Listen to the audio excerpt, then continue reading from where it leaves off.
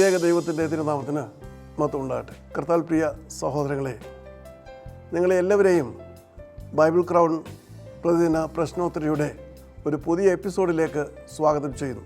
ഇന്നലത്തെ നമ്മുടെ ചോദ്യം, അടുത്ത വർഷം ഇതേ സമയത്ത് ഞാൻ നിൻ്റെ അടുക്കൽ മടങ്ങി വരും, അപ്പോൾ നിൻ്റെ ഭാര്യയായ സാറായിക്ക് ഒരു മകൻ ഉണ്ടായിരിക്കും എന്ന് യഹോവ അരുളി ചെയ്യുന്നു.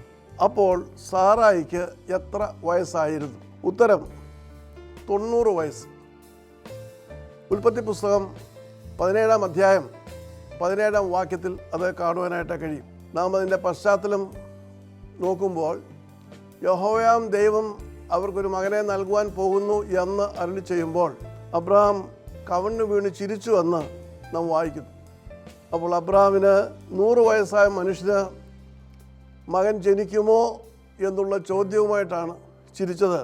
90-ാം വയസ്സിൽ സാറ പ്രസവിക്കുമോ എന്നും അവൻ്റെ ഹൃദയത്തിൽ പറഞ്ഞതായിട്ട് തിരുവചനം രേഖപ്പെടുത്തുന്നു. അപ്പോൾ സാറായിക്ക് മകൻ ജനിക്കുന്നത്, ഇസ്ഹാക്ക് ജനിക്കുന്നത് അവളുടെ 90-ാം വയസ്സിലാണ്. ഇന്നലത്തെ ചോദ്യത്തിൻ്റെ വിജയി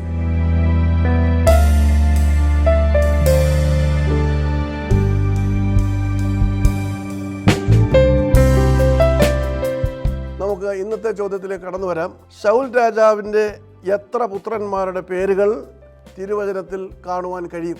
അവർ ആരെല്ലാം? ഞാൻ ആവർത്തിക്കുകയാണ്. ശൗൽ രാജാവിൻ്റെ എത്ര പുത്രന്മാരുടെ പേരുകൾ തിരുവചനത്തിൽ കാണുവാൻ കഴിയും? അവർ ആരെല്ലാം?